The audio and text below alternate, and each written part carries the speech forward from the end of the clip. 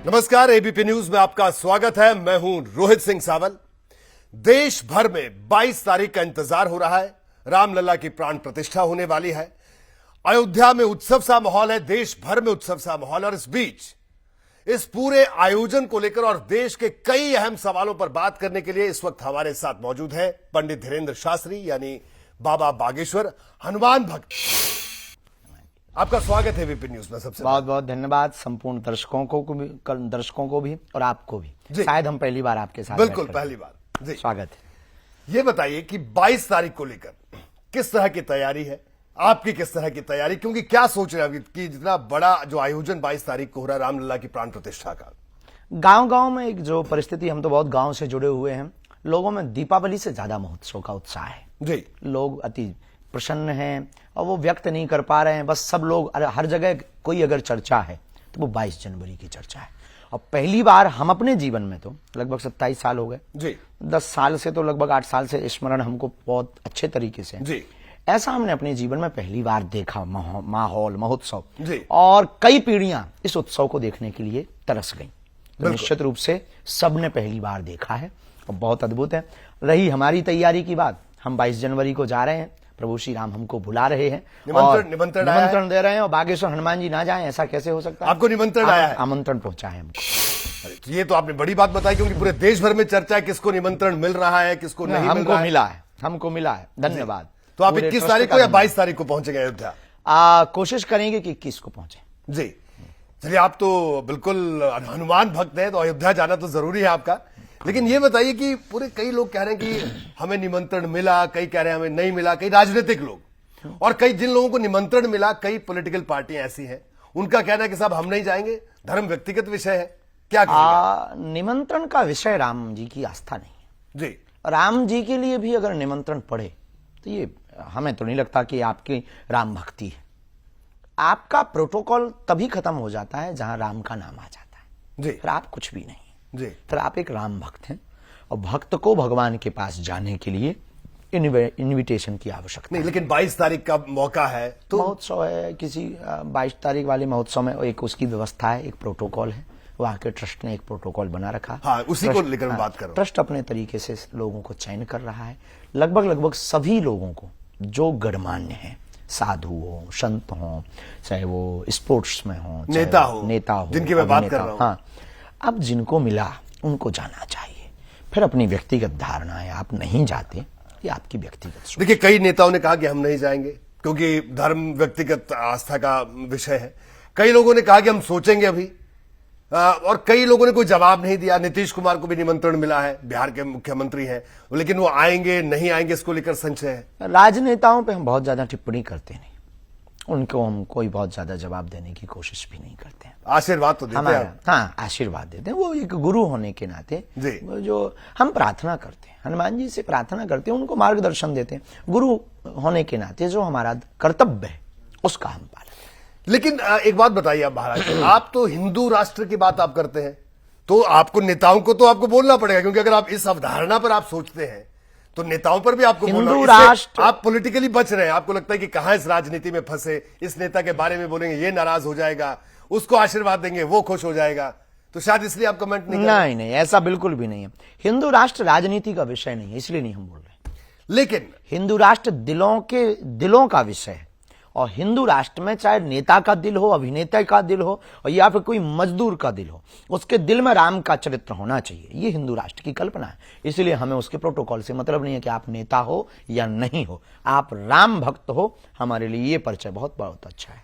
लेकिन जो नेता आपके पास आशीर्वाद लेने आते हैं, मैं राम मंदिर पे भी आऊंगा, लेकिन अभी विषय कुछ ऐसा छिड़ गया तो मुझे लगा आपसे बात कर लेनी चाहिए, मौका मिला है। बिल्कुल। तो ये बताइए कि जो नेता आपसे आशीर्वाद लेने आते हैं, चाहे वो किसी दूसरी पार्टी के नेता हो, किसी भी पार्टी के नेता हो, तो उनको आप ये अवधारणा नहीं समझाते अपने ये राष्ट्रवाद की और इस तरह की?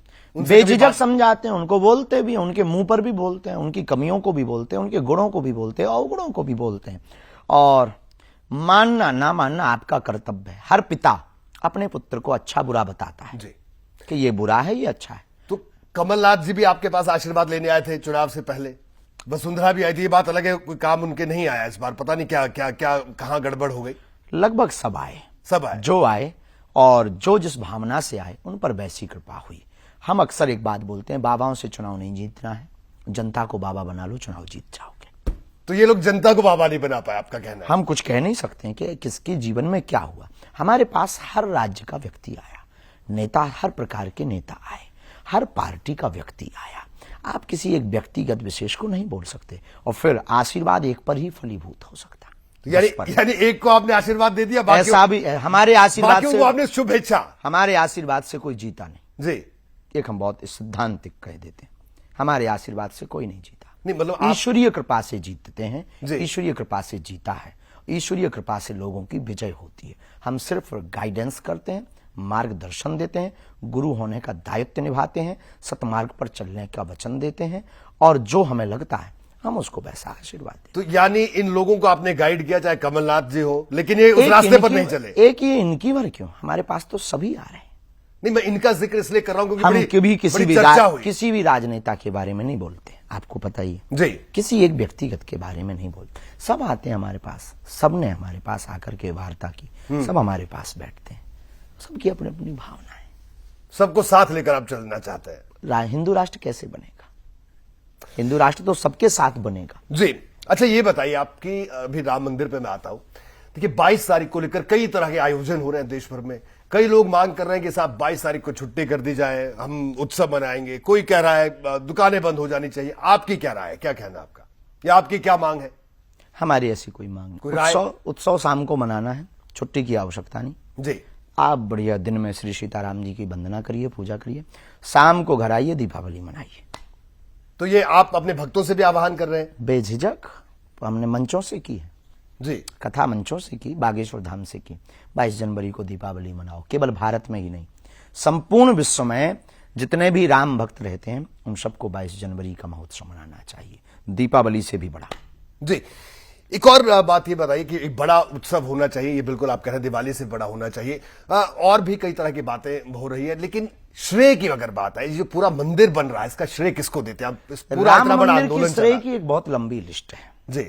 राम भक्त, राम कार्य सेवक, जिन्होंने बलिदानियां दी, वह पांडे बंधु, वह सरयू जी में खून जिन्होंने बहाया, वह साधु संत जिन्होंने प्रण लिए, उन महात्माओं जिन्होंने त्याग किया, उन महात्मा जो इनको देखने के लिए तरस गए और उनके प्राणांत हो गए, वो उस समय के एक मुख्यमंत्री जिन्होंने मुख्यमंत्री पद को भी परित्याग कर दिया था राम मंदिर के लिए। और वर्तमान समय में सभी महापुरुष, जगत गुरु तुलसी पीठाधीश्वर गुरुदेव भगवान, जिन्होंने सुप्रीम कोर्ट में जाकर के अपने पक्ष को रखा, अपने पक्ष को रखने वाले सुप्रीम कोर्ट में लोग, न्यायपालिका, और वर्तमान समय में राम मंदिर बनाने वाले सभी मजदूर, और वर्तमान समय में राम मंदिर की प्राण प्रतिष्ठा महोत्सव में पहुंचने वाले प्रधानमंत्री और सभी संतगण, यानी सबको आप श्रेय देते हैं। बेझिझक ये श्रेय के पात्र हैं। देखिए, राम मंदिर को लेकर जो बयानबाजी जो हो रही है, जैसे श्री राम को लेकर कई पॉलिटिकल पार्टियों के लोग बयानबाजी कर रहे हैं, उन बयानों का मैं जिक्र नहीं करना चाहता, लेकिन आपने भी देखे होंगे सोशल मीडिया पर, टेलीविजन न्यूज चैनल पर चल रहे हैं। उन लोगों को क्या कहना चाहेंगे आप? बयानबाजी, ये रावण के खानदान के लोग हैं बेचारे, इनको कोई काम नहीं। आप जैसे पढ़े लिखे लोग उनका नाम टीवी पे लेंगे कैसे? तो उसका एक ही उपाय है कि उल्टा बोलो। अब वर्तमान में दौड़ किसकी है? राम की। वर्तमान में हवा किसकी है? राम की। राम पे टिप्पणी करो। राम पे टिप्पणी करेंगे तो वो बढ़िया हीरो बनेंगे। हीरो बनेंगे तो आप लोग उनको कैच करोगे। आप लोग कैच करोगे तो positive media and negative media दोनों उनको प्राप्त होंगी, दोनों प्राप्त होंगी, और एक वर्ग को वो खुश कर लेंगे। ये इनके सिद्धांत हैं। रावण के खानदान के लोग राम को राजकुमार ही कहते रहे, तो वो बेचारे बोलेंगे, उनको हम लोग रोक नहीं सकते हैं। लेकिन हम इतना कह सकते हैं कि अब बोलने वालों को खबरदार और सावधान हो जाना चाहिए। न्यायपालिका ने माना है कि राम वहां प्रकट हुए हैं, तो अब तुम्हारे परदादा मर जाएं, अब तुम उसे मैट नहीं सकते हो। भारत में कानून चलता है और भारत में न्यायपालिका का सिद्धांत चलता है। अब अगर आपने काल्पनिक बोला तो नानी याद आ जाएगी। ये आपका कहना है उन सब लोगों को? क्यों हम ना कहें? लेकिन ये बताइए, ये लोग फिर जिन पॉलिटिकल पार्टी से हैं, बड़ी पॉलिटिकल पार्टी से, आज भी अगर हम एनसीपी के एक नेता का बयान आया, बाद में उन्होंने वो पलट गए उस बयान से कि नहीं, मेरा ये बोलने का मतलब नहीं था। तो उन पॉलिटिकल पार्टी के नेताओं को कोई, आपके तो तमाम लोग आपके पास आशीर्वाद लेने आते, तो उनको सदबुद्धि, भगवान उनको सदबुद्धि दे। हनुमान जी हाँ, सदबुद्धि दे। भगवान कृष्ण भी इस पृथ्वी पर थे तो पौंड्रक भी तो था जी, कंस भी तो था, जी। अब भगवान भी सद्बुद्धि देते थे, तो हम भी उनके दास होने के नाते भगवान उनको सद्बुद्धि दे। सबका समय आता है।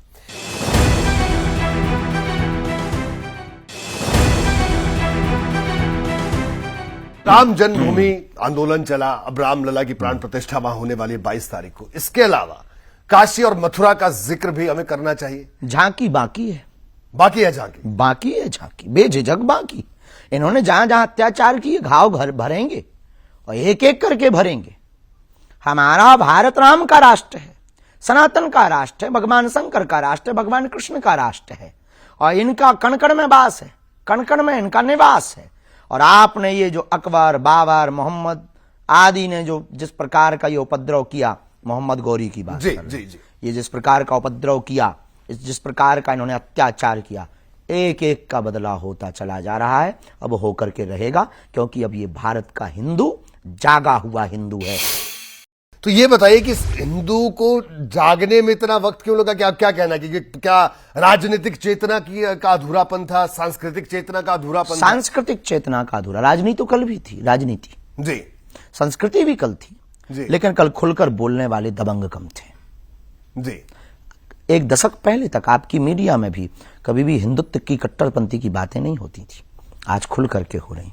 देश बदल रहा है, क्योंकि देश में हिंदू जाग रहा है, सनातनी जाग रहा है। सत्य कुछ दिन, सूर्य आता है, बादल छिपा लेते हैं, पर वो पूर्णतया नहीं छुपा सकते, छिपा सकते हो। लेकिन ये बताइए कि जब सनातन की बात करें, सनातन तो समरसता की बात करता है। अगर हम वृहद दृष्टि से देखें, समरस सबको साथ लेकर चलने की बात बिल्कुल, हम करता भी है। सबको साथ लेने की बात कर रहे हैं। आप आओ राम मंदिर की भूमिका निभाओ, आप आओ राम मंदिर की प्राण प्रतिष्ठा महोत्सव में बैठो, आप आओ घर पे दीपावली मनाओ।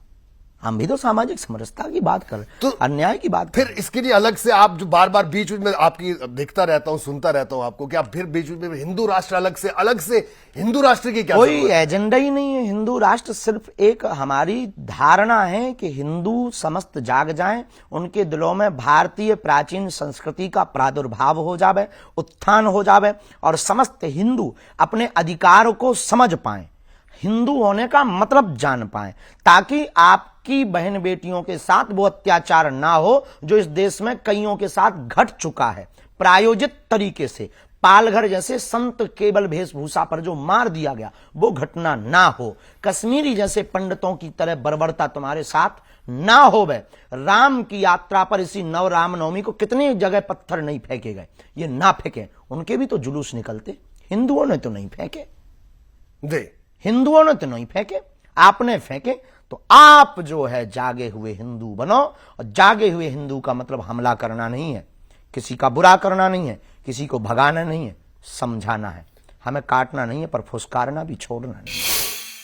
तो अब तो देश में चुनावी माहौल बन रहा है, और इस 22 तारीख को इतना बड़ा भव्य और दिव्य आयोजन हो रहा है, जिसका गवाह आप भी बनने वाले हैं। आपने अभी कुछ देर पहले बताया। हम राम मंदिर के गवाह बनने वाले, चुनाव के नहीं। हाँ, नहीं, मैंने कहा भव्य आयोजन के, भव्य आयोजन। लेकिन देखिए, क्योंकि आपने उससे जोड़ते हुए इसको टच किया है। नहीं, तो शब्द के अनेक अर्थ हो सकते। नहीं, मैं मान गया आपका। लेकिन आप एक बात बताइए मुझे कि जब चुनाव की बात आई, तब आप अपने आप को अलग बड़ा कर सकते हैं, क्योंकि आप जब पूरे देश का सवाल है, तब आपको तो अपनी राय तो रखनी होगी। मैं ये आपसे जानना चाह रहा हूं कि इंडिया अलायंस इस देश में बन रहा है, सबके अपने अपने कर्तव्य हैं। तो ये इंडिया अलायंस जो बन रहा है, इसको लेकर क्या कहेंगे? देश पर अपनी राय रखने वाले या इस देश के जो गणमान्य लोग हैं, विद्युत लोग हैं, वो रखेंगे। हमारा अध्यात्म पर हमारी राय ली जाएगी, क्योंकि हम उसमें स्पेशल हैं, ना कि हम राजनीति में स्पेशल हैं। हमारी पीएचडी राजनीति में नहीं है। हमारी पीएचडी भारत में अध्यात्म कैसे बढ़े, भारत के लोग सुखी कैसे रहें, भारत विश्व गुरु कैसे बने, भारत में संस्कृत का प्रचार कैसे हो, भारत में लोग प्रसन्न कैसे रहें, हैप्पीनेस कैसे बढ़े, भारत में संप्रभुता कैसे हो, भारत में एकता कैसे हो। बिल्कुल, हमारा लेकिन इस सब के लिए राजनीति की जरूरत है, नेताओं की जरूरत है, क्योंकि राजनीति सिस्टम को चलाते हैं। राजनीति सिर्फ एक पार्ट है, राजनीति पूरा सिस्टम नहीं है माय डियर। राजनीति सिर्फ एक पार्ट है, और इस देश को आईएएस आईपीएस भी चलाते हैं, इस देश को मजदूर भी चलाते हैं, इस देश को किसान भी चलाते हैं, जो राष्ट्र का हित करे, राष्ट्र भारत का जो सम्मान बढ़ाए, जिससे राम राज्य की स्थापना हो सके, भारत के लोगों को उन्हें वोट देना चाहिए। जी ठीक है, ये आपकी राय है, और मैं यही बात कह रहा था कि लोग आपसे बिल्कुल जानना चाहेंगे। हमने दे दिया कि जो राष्ट्र का हित करे, जो भारत को विश्वगुरु बनाने का सपना पूर्ण करे, जो विदेशों में भारत का सम्मान बढ़ाए और जो भारत में बेरोजगारी हटाए, उसको वोट दो। अब वो कौन होगा ये आपका निर्णय। वो आप नहीं बोलेंगे कौन होगा, वो सब अपने अपने लिहाज से सोचें। क्योंकि हम बोल भी दें तो किसी को वोट देना थोड़ी है, जिन्हें नहीं देना है वो थोड़ी देंगे। नहीं, बट इस बात से इनकार नहीं किया जा सकता कि आपकी एक बड़ी फॉलोइंग है। लोग आपको फॉलो करते हैं, सिर्फ फॉलो नहीं करते हैं, वो आपकी बात को सुनते हैं, बड़े गंभीरता से लेते भी हैं। मानना भी चाहिए गुरु की बात को, लेकिन राजनीति पे गुरु की बात नहीं माननी। विदेशों में जब आप जाते हैं, आपने जिक्र किया कि विदेशों में जब जो देश का मान सम्मान बढ़ाए, ऐसे लोगों का भी जिक्र आपने किया, तो आप पहले भी विदेश कब गए आप पहली बार? शायद 2 साल पहले हम गए, पहली बार अपने जीवन में 2021 में ही गए।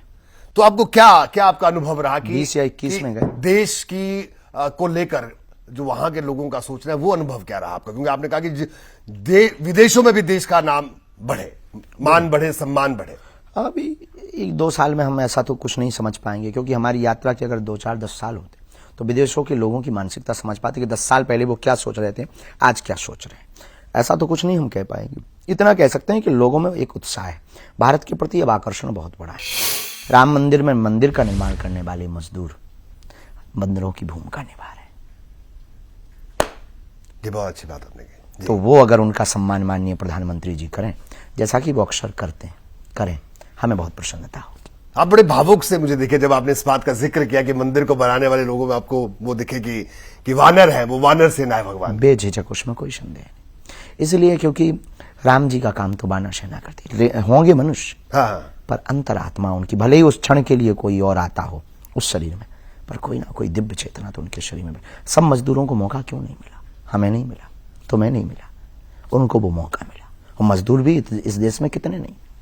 तो आप उनको उस दिन जरूर सीताराम कहेंगे, ये आपका कहना है? मिलेंगे, हम किसी को गले लगाएंगे, अनुभव करेंगे। आपका बहुत बहुत शुक्रिया एबीपी न्यूज से बात करने के लिए।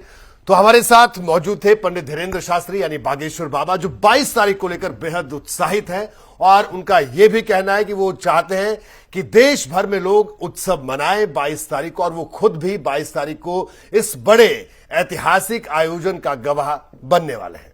तो हमारे इस खास पेशकश में इतना है, दीजिए इजाजत, नमस्कार।